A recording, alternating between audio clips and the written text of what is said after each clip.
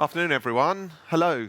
Um, Hey, look, first of all, thanks so much for taking the time to see this session. This is the last of the day. It's actually, it's an emotional moment for all us who have been on the Accelerate Theatre for the last 3 days, sort of telling our story about the world and what's to come and trends and things like that. So this is the last session of the day. So thanks for staying with us. Thanks for returning if you've come back. Thanks for engaging what we've got to say. A couple of things, I'm aware that today's sort of student days and the students in there, I was just talking to my colleague Robert. If you are a student, by all means afterwards, just come up and take a photo of yourself and sort of engage with it and do selfies or whatever it does so you can use them for your coursework. Don't feel the need to sort of like have to walk away. If you want to get stuff out of today that isn't something you could get anywhere else, do that. You know, come and be a part of it. You're very welcome to do that. So please do if that's of any use whatsoever. Not with me, just the stage. So thanks for coming along today. I'll explain the shoes, just because I think it's important to, because they are quite Larry Green. These are Nike Net Zeros. Nike Net Zeros, and the reason why I'm wearing them is because I sort of want no event really happens unless a business and brand supports it. Whatever it happens, whether they're paying for delegates, whether they're paying for exhibition stands, or whether they're paying for the conference or putting on the conference themselves, no event ends unless there's support from business and brands. And the best event organizers understand how to talk to the businesses and brands. And a lot of what we've been talking about on Accelerate stage and what I'm going to talk about here today is all about how businesses and brands are thinking and how they're talking. And if they're creating, by the way, quite expensive net zero Nikes and doing things like that, then we need to listen to what they're doing. Sustainability is very much on the agenda, and so are many other things that we're doing. But you're actually here to talk about empathetic marketing. And I want to talk to you about what that is and what that looks like in a little bit more detail, and why I think it's really, really important for modern day marketing strategies and modern day event planners to put empathy into their event if it's not over there. So what is empathy? Defined by, sorry, my glasses are terrible for reading my sort of things. This is empathy, the capacity to understand what other people are thinking, the idea of putting yourself in someone else's shoes and understand where they are. And a lot of what we've been talking about on the Accelerate stage and through trends, etc., is trying to understand the state of mind of our consumers or delegates or guests as they walk into your events. How do they feel? Not just how do they feel on that day, what are their opinions on things that are important to them? How are their families? What do they think about the future? And it's our ability to do that and create experiences that empathize with them, which makes us better event organizers. Empathy is a sort of emphasis is an interesting word because it became really unfashionable about sort of 2 years ago. This idea of being empathy, it was a bit hitch, it was a bit kitsch. People didn't really like it that much. Whereas in 2017 or a bit earlier, you know, almost in the noughties, you know, people like brands like Benetton were doing loads around empathy and actually reaching out and trying to join communities together or reach into communities and be empathetic to what they think. And then it got a bit sort of tired. I actually think it's a really, really important skill, having empathy in your strategies at the moment. If you think about the world at the moment, it does tend to be very polarized. I think input opinion is very much stronger. Anti-opinion is very strong as well. And actually our ability to put ourselves in other people's shoes, I think is going to show a lot about how we as a society can get better at being more empathetic with each other as well. So actually I'm advocating for this perhaps kitsch word empathy to be brought back into modern day lexicon with a little bit less shame. Why is it interesting for us as well? I love this quote. This is a guy called Roger Ebert, who's he's not with us anymore, but he was a very famous cinema film reviewer. Put that at the center, how we create these experiences can be really, really powerful. And I think we have that gift as event organizers as well. So I want us to remember this is very, very relevant to us in the events industry as well. Here's another theme that I've been talking a lot about for some time, actually. But actually it's becoming more and more important, is the role that brands are playing in our day-to-day lives. I write the trends report, and one of the things we sort of talked about is how consumers are holding their brands more to account, how citizens are holding their governments more to account, how employers are holding their companies more to account. And they want to see us approach major problems in the right way, and how they stay and show loyalty to their companies or the brands or the products that they buy. There's a lot dependent on how that company acts. So one of the things that brands have got very good at and are continuing to get very good at is becoming super citizens of the world. Brands are more trusted now than media outlets and politicians put together in brand studies. So actually, the brands feel they have a motivation and a right to go and affect the world positively. And the ones that do authentically do really, really well. I don't know whether anyone knows Tom's shoes, but essentially they make two pairs of shoes. One they sell, the other one goes to someone that needs them, everywhere that needs them. And they do that on a macro basis. So actually, when they go to their shareholder meetings and someone says, what's your profit margin? How well have you done? How much growth or value have you put into the market? They say, well, that's not what we exist to do.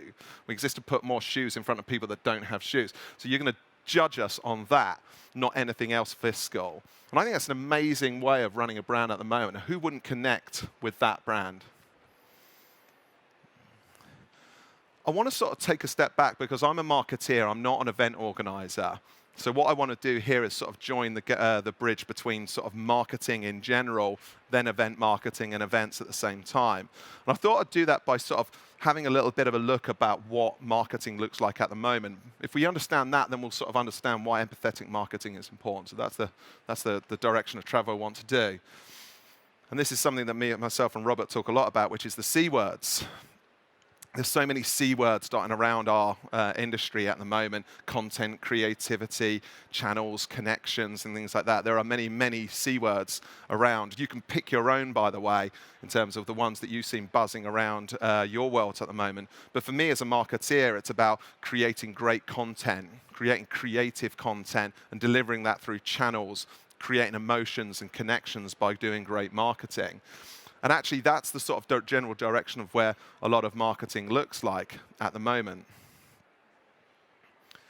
There's to step back in time a little bit, when I started off in sort of my specialism, which is PR and marketing or comms, we had this idea of what's the difference between PR and direct mail and advertising, and we sort of use this analogy, which is basically, it's slightly coarse, so forgive me. Essentially, advertising is someone shouting, "Wow, I'm a really, really great lover." Direct marketing is putting a little leaflet in their pocket saying, "I'm a really, really great lover." PR is someone going, "That guy's a really great lover." And I thought that this endorsement stuff has been really, really interesting in how it sort of works and how we market. All of those things pretty much have been about pushing things out. Modern day marketing is a lot more sophisticated because what would happen now in all of those instances around social media is someone would come back and say, "No, he really isn't." Because the dialogues come back. You can't just push a message out. Suddenly you've got a reaction back. So things have changed. So now we can't just broadcast our messages. Everything about marketing cannot be a broadcast anymore. It has to be a listening process. And that's changed how marketing works, as something that just throws things out and accepts that something might, and accepts that the reaction could be a purchase or something like that, to something where it's more of a dialogue. And that dialogue's really, really important because it helps us marketeers actually affect product. So if you take my silly shoes, if the marketeers turn out and they send a message that sustainability is an important thing to Nike's values, and their audience turn around and says, "Wow, that really is really important to my values," they may well produce a shoe like that because they understand that's a continual development. So actually product is being dictated by marketing and vice versa. That way, not only are you a purchaser of a brand, you're actually invested in it. It's a conversation. You're part of the development process. You've been let in. And that's really, really exciting. And I think it's that sort of cloud of this continual conversation that I think is really impressive. It's actually really, really specific around events as well. Events do this really, really well. What did you think? How can I do things better? What would you like to see? Great event organizers understand it's not their event, it's their audience's event. So they ask them, what do you think? What should we do? How should we go about doing that? So it's about dialogue. Here's the issues with marketing at the moment. The major issues facing brands at the moment. And this, if we can solve these issues, we have a great opportunity for growth, success, income, all those sort of things. Here's the biggest stat. This is a survey, a research piece done by Havas, which is a global media brand. They do all sorts around the world. They own major advertising companies, digital marketing companies, social media companies. They own loads and loads. And across their client base, they do this thing which is essentially called a loyalty study. And what they found out is that 74% of all people wouldn't care, people wouldn't care if 74% of brands just disappeared. They weren't there. So imagine if you're going shopping. The classic example is if you're looking for a specific product, let's say my silly Nike boots, and the Nikes weren't there, well, I'll just go and get Puma instead. Couldn't care less. Got no loyalty whatsoever. 74% of brands. It's a phenomenal amount. They just couldn't care less. And that scares the life out of brand marketers. Absolutely terrifying statistic around it. I thought I'd sort of bring some of these other statistics to life from the same one, which I think is quite compelling as well. Oh, sorry, I'll come underneath it. Yeah, just a few stats there for you as well. The correlation between how a brand is improving personal well-being and the strength of its content is 71%. They like people to try and improve themselves as well. There's this idea of brands becoming super citizens of the world just coming through. That actually means something to it. We should be really, really excited about this. If the brand can entertain, tell stories, provide solutions, and create experiences and events, then loyalty will go up. So, and a lot of what I'm about to talk about is how that happens. But we should know that if this loyalty is this massive gap in a brand's psyche and vision, we actually have a solution to bridge that gap for them. So that's really, really exciting. I was thinking about why brands have lost so much faith from their consumers and buyers. When actually, if I look back at my own personal history working in brand marketing, I actually think brands are doing more than they ever have come in the past. And the reason why I kind of got to it was these guys, centennials and millennials, or anyone sort of essentially younger than me, who look at the world more skeptically than I think my generation and those before us ever did. And I was thinking about this sort of these traits of centennials specifically, but we could just call them young people if we want to. You lot. And what are you lot like? I understand the irony of me telling you that. But so what do we know about them? So they're highly social. So they're not social media addictions. That's not what it's about. Social media is just a subset of being social. So they're social. That's good. They're like every other generation before. They want to be social. Social media is just an outlet for that social. They prize authenticity. And this is a major one because actually there is so much greenwashing or washing or let's call it bullshit out there from brands to their customers. And actually, authenticity is a commodity now. And actually, these guys are spotting. They seem to have a nose for it. They can tell when things aren't authentic. So they are authentic. They're also responsible. I don't like this idea that every sort of next generation is less responsible than others. I think they're much more responsible, certainly than my generation. But they also prize responsibility as well. So I think that's really important. They prize transparency.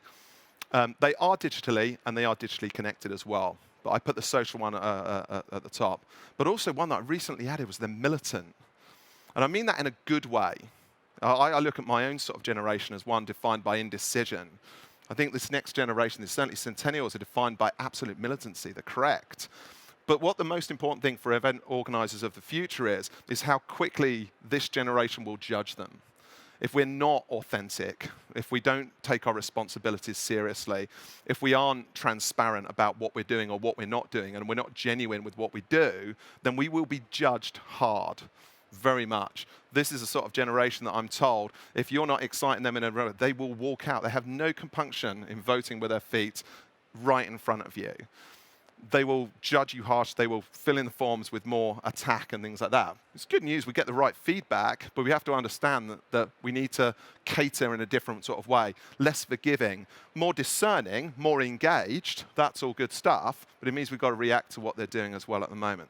So I think that's really, really important. And I'm thinking for this presentation, and certainly what we've been trying to talk about on Accelerate over the course of the week, that it's not really about what's happening now, that we're that interested about. It's what's going to happen next. And I think we've got to have an eye on these sort of guys because they're going to hold us to account and they'll make us better. So, after a bit, what is empathetic marketing as well? So I just want to sort of dive into sort of what this actually means as we sort of go along in terms of empathetic marketing. The way I've tried to sort of define it is along these lines. So it seeks to understand the customer beyond traditional purposes. Now, it used to be that most event feedback and most event insight would be about the demographic levels of their audience. Where do they live? Maybe how much they earned, what their socioeconomic group is, things like that, structural things, maybe what car they drive or something like that. But it's one of the things about AI and the introduction of hybrid and things like that is we're getting so much more data through. And we've got this amazing opportunity to change the data sets that we work with to one that isn't just about statistical information, but emotional. So what's really important to me isn't just how much that person earns. If they work for a massive bank, they could be a multi-millionaire.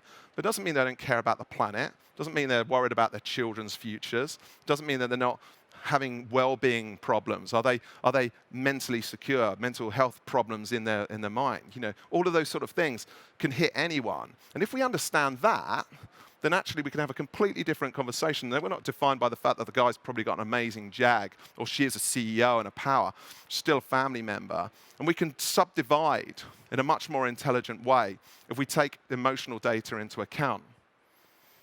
They connect on the consumer's terms about how they feel, not what they need. So that's the idea that it's not just about, okay, so if you're that sort of person, then you need this. It's not about needs, it's about how feelings. And I talked up on about the Trends report about this huge mental health pandemic that's sitting behind the existing pandemic that's going to be incredibly powerful and very lethal over 2022.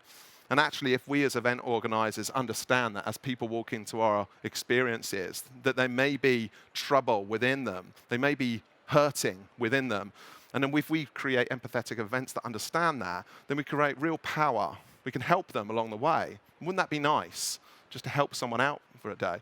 Give them a chance to phone their spouses or their families and things like that.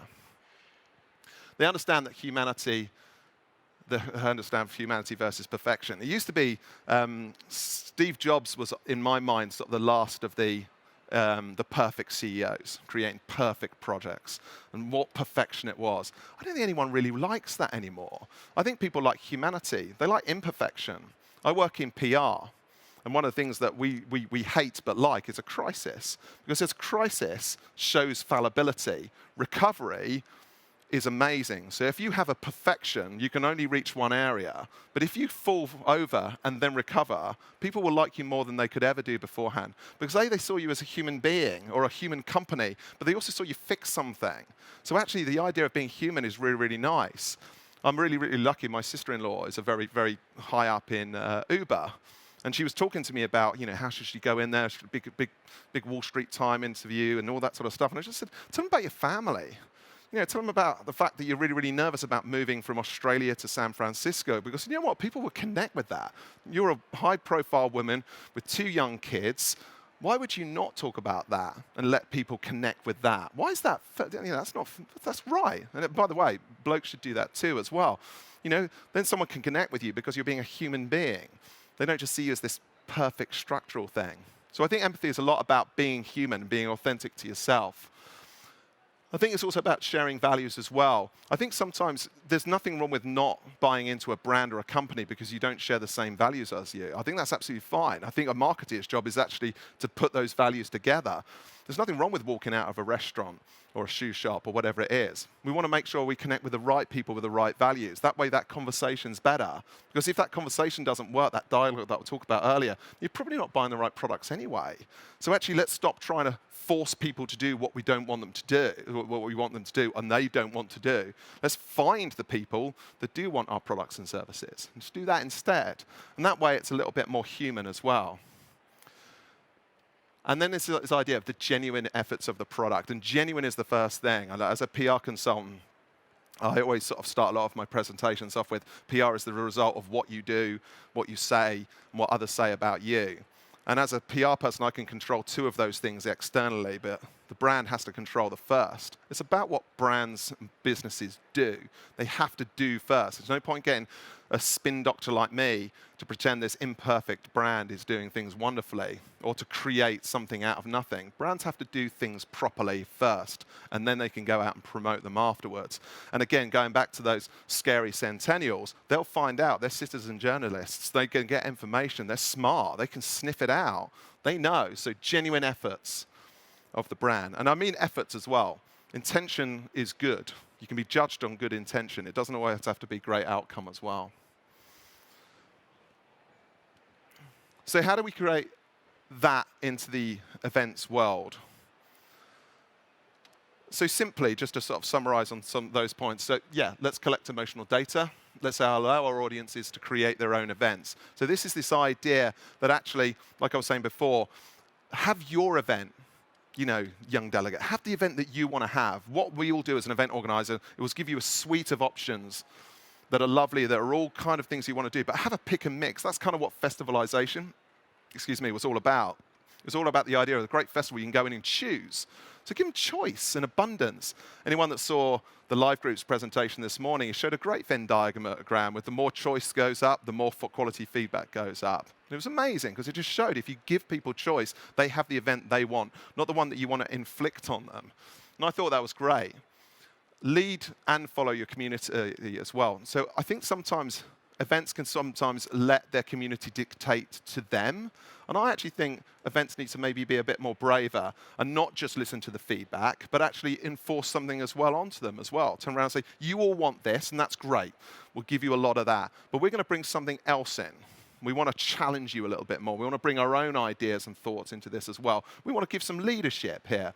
We think that something's going to happen and we're going to lead you over here. And be brave and be willing to be criticized for that, or maybe get it wrong, but understand if you're human about it, you'll be all right. Talk on their level, in their language as well. We need to meet them hard to that. That's quite a sort of a basic sort of thing. And then cause.